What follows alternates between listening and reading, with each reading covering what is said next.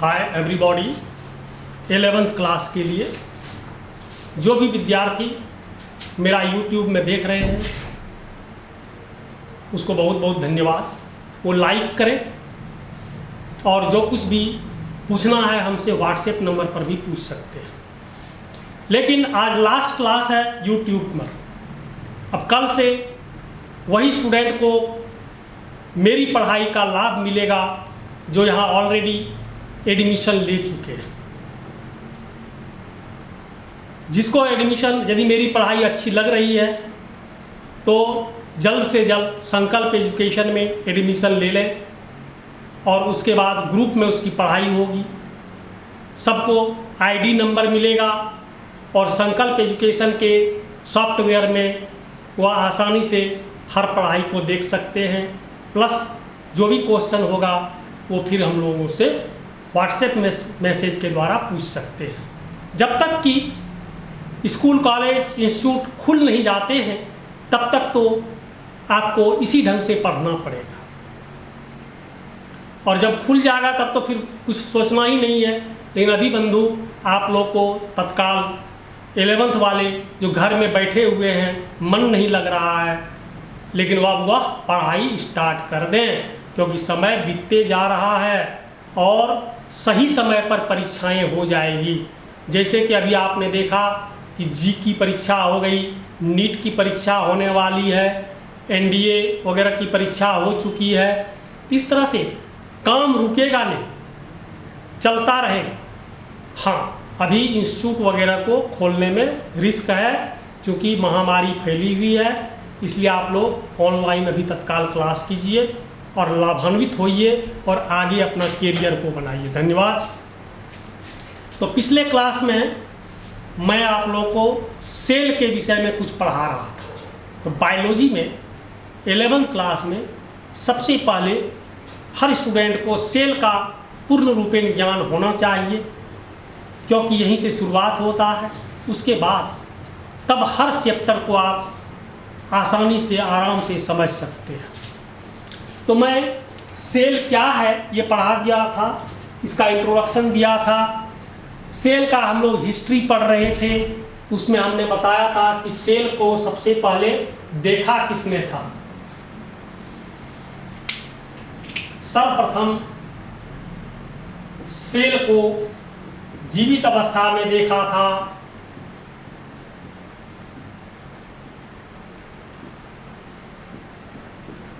Leeuwenhoek नामक scientist ने।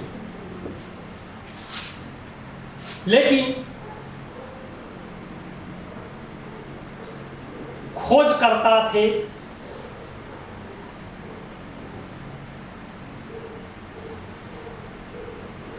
Robert Hooke.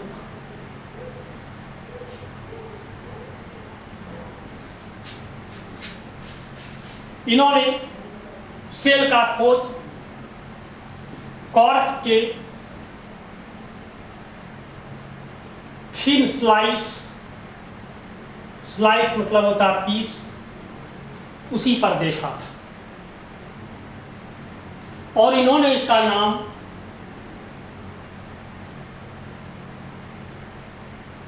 Cell रख दिया था।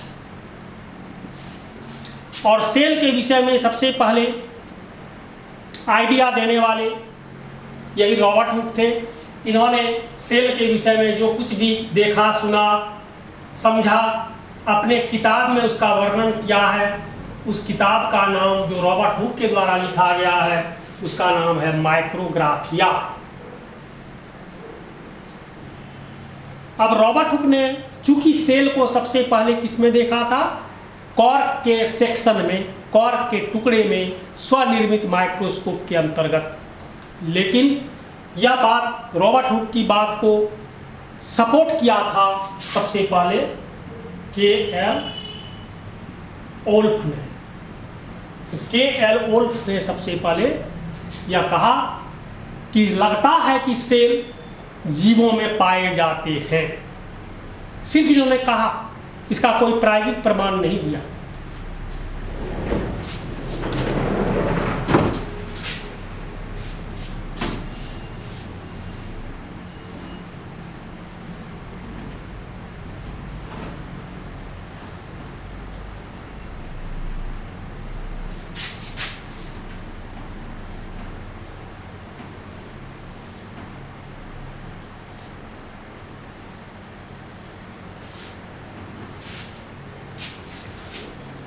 अब रही बात कि सेल वास्तव में प्लांट में, एनिमल में, जीवों में होता है, इसको प्रमाणित किसने किया?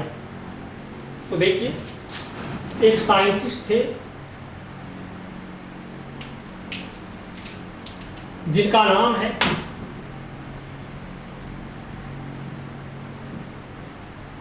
स्लाइडेन। तो स्लाइडेन नामक साइंटिस्ट ने सर्वप्रथम सेल का खोज प्लांट में किया। Firstly observe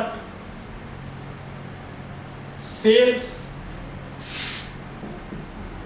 in plant and said a cell is the unit of plant, means the body of plant are made up of cells and one cell is their unit. Plants cells का बना है तथा एक cell इसकी एक इकाई। तो देखिए बंधु, जो भी बायोलॉजी पढ़ना चाहते हैं, सबसे पहले मेरी ओर से उनको यही सलाह है कि अंग्रेजी को थोड़ा ठोस कीजिए, क्योंकि बायोलॉजिकल शब्द जो है वो हिंदी में नहीं मिलेगा, न हम लिख पाएंगे। सभी बायोलॉजिकल शब्द इंग्लिश में ही लिखना पड़ता है, इंग्लिश में ही उसको याद करना पड़ता है। बहुत विद्यार्थी का शिकायत रहता है, सर हिंदी में बोलिए, हिंदी में नहीं आता आपका क्लास। बड़े भाई, हिंदी भी यही है और इंग्लिश भी यही है, बल्कि कहिए कि हिंदी का यही है।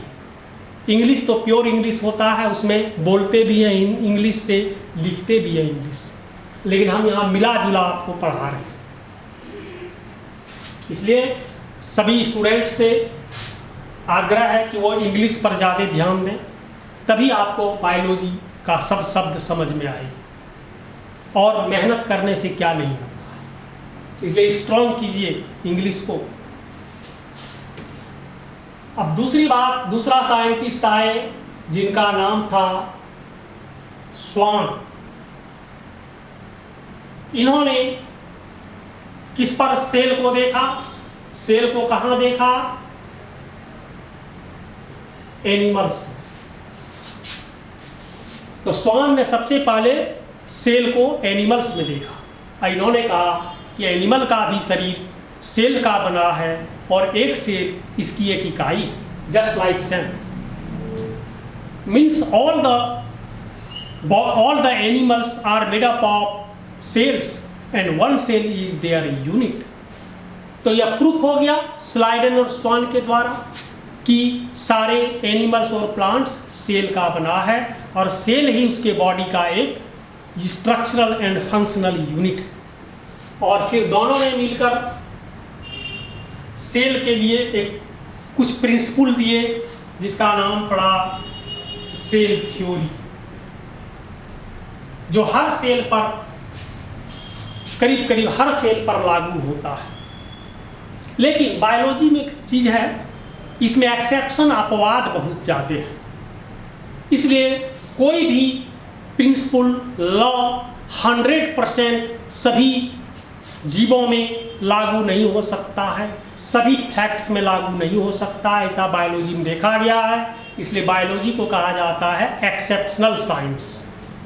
Okay, biology is not a true science, it is an exceptional science and it is above than science।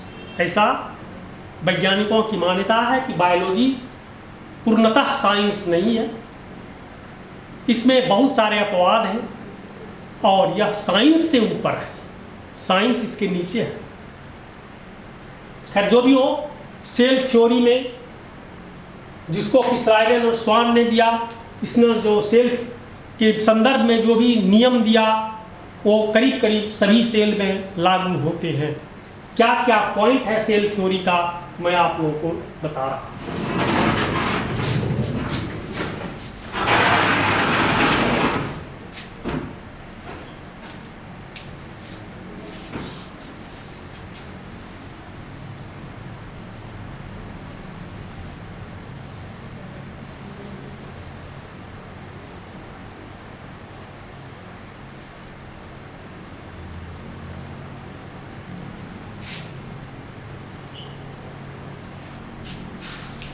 तो सेल थ्योरी का पॉइंट नंबर 1 यह क्या कहता है?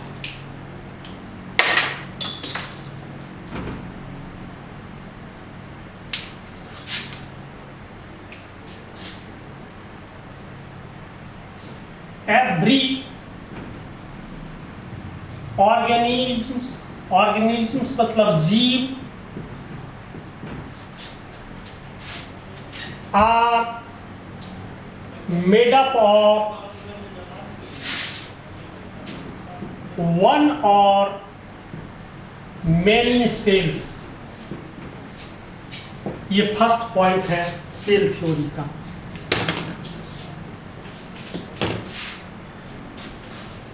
तो हिंदी वाले इसको इस तरह से लिखेंगे कि प्रत्येक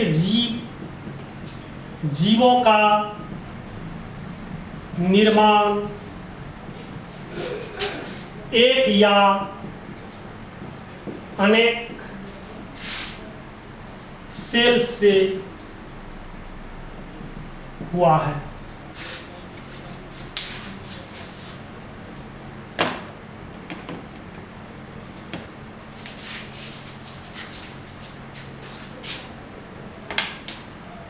दूसरा पॉइंट क्या कहता है?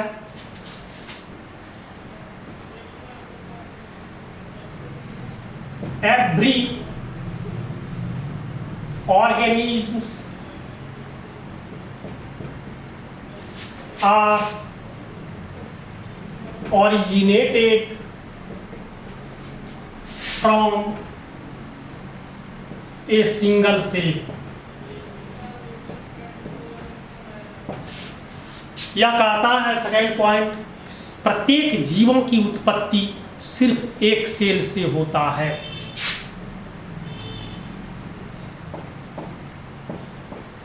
प्रत्येक जीवों की उत्पत्ति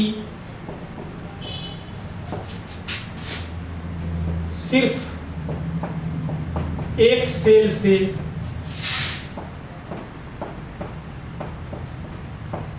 होता है।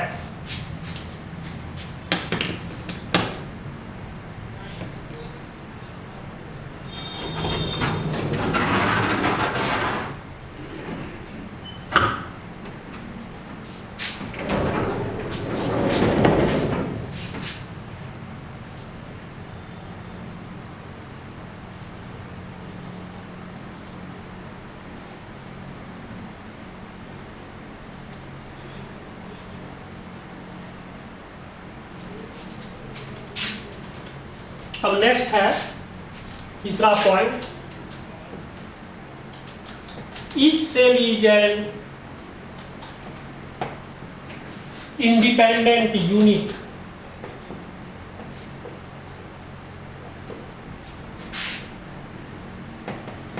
yet they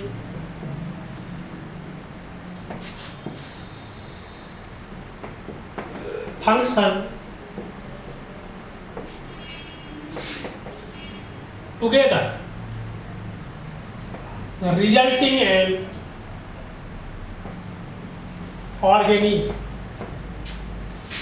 इसका हिंदी में होता है प्रत्येक सेल एक स्वतंत्र इकाई है,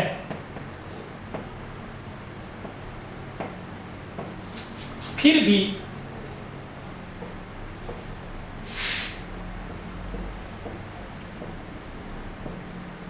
सब मिलकर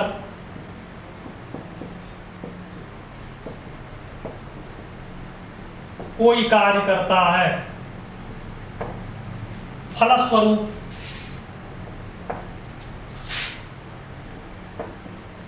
एक जीव बनता है।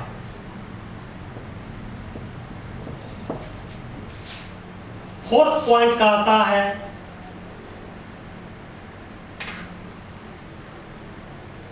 each cell contain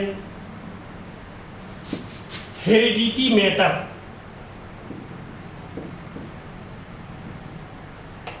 इसका अर्थ है प्रत्येक सेल में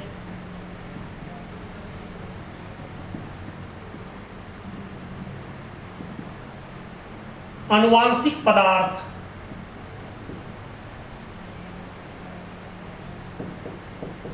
होता है। फिफ्थ पॉइंट कहता है कि new cells are always formed from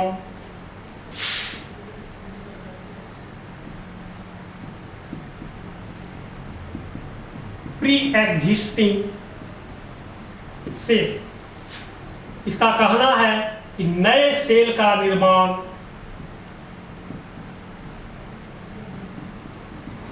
हमेशा पुराने सेल से होता है।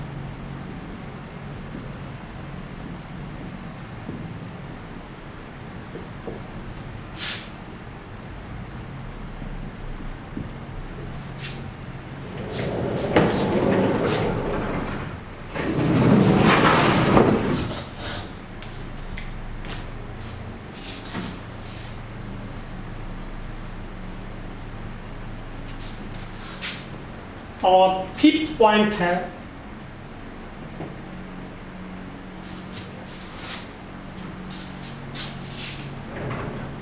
फिफ्थ तो हो गया। Six point, each cell is capable to synthesize their own protein, यानी प्रत्येक सेल अपना खास प्रोटीन बनाने में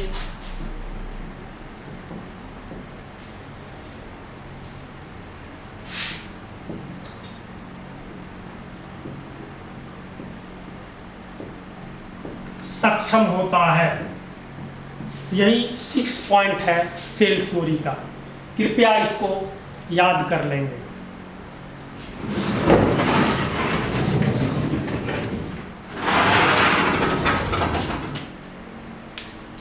सेल थ्योरी के बाद फिर हम लोग आगे बढ़ते हैं।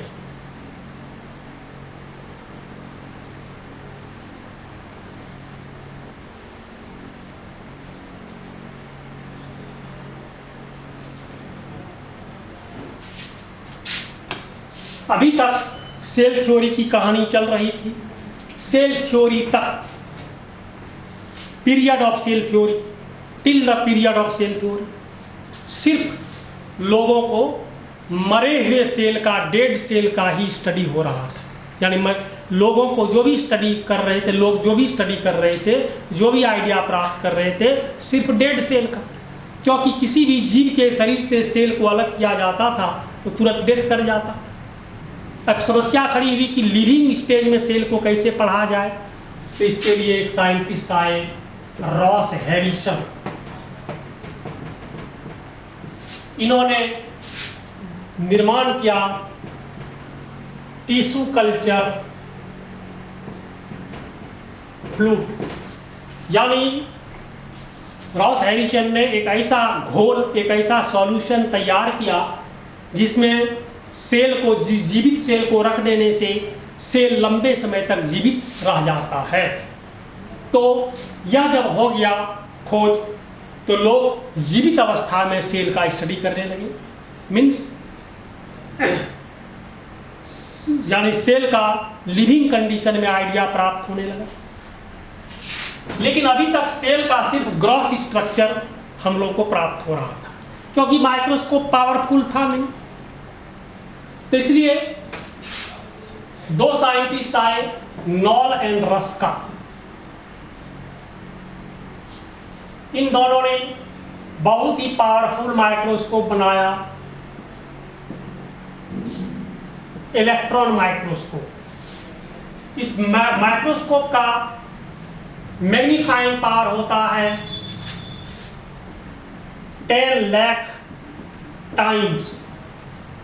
यानी इसमें यदि 10 एंगस्ट्रॉम साइज के किसी भी वस्तु को देखा जाता है तो 10 एंगस्ट्रॉम के साइज को वह उसके 10 लाख गुना बड़ा उसमें मैग्नीफाई कर देता है। यानी जब आप इस ऑब्जेक्ट को इस माइक्रोस्कोप में देखेंगे तो यह ऑब्जेक्ट अपने वास्तविक आकार से 10 लाख गुना बड़ा दिखाई पड़ेगा। तो this is the focus power of the electron microscope. Electron microscope में मिनिमम हम लोग यानी मैक्सिमम हम लोग 10 एंगस्ट्रॉम के ही ऑब्जेक्ट को एक साथ देख पाते हैं। This is the magnifying power और ऑफ द इलेक्ट्रॉन माइक्रोस्कोप। यानी इलेक्ट्रॉन माइक्रोस्कोप में मैक्सिमम आप 10 एंगस्ट्रॉम के ऑब्जेक्ट को ही इजीली डिटेल में देख सकते हैं। अब एंगस्ट्रॉम ये क्या होता है? स्मॉलेस्ट माइक्रो यूनिट है, यानी माइक्रोस्कोप के द्वारा नापी जाने वाली सबसे छोटी इकाई है। एक एंगस्ट्रॉम कितना बड़ा होता है? 1/10,000 micron. Micron is denoted by mu, और एक म्यू बराबर कितना होता है? 1/1000 mm। अब एंगस्ट्रॉम को mm में कन्वर्ट कर दीजिए और 1/10⁻⁷ mm और 10⁻⁻7 mm, यह इसका इक्विवेलेंट है। यानी एक angstrom is equal to 10⁻⁻7 mm। इसको साधारण भाषा में कह सकते हैं कि 1 मिलीमीटर का 1 करोड़वां हिस्सा एक एंगस्ट्रॉम कहलाता है। 1 angstrom is equal to 1 crore small part of 1 millimetre.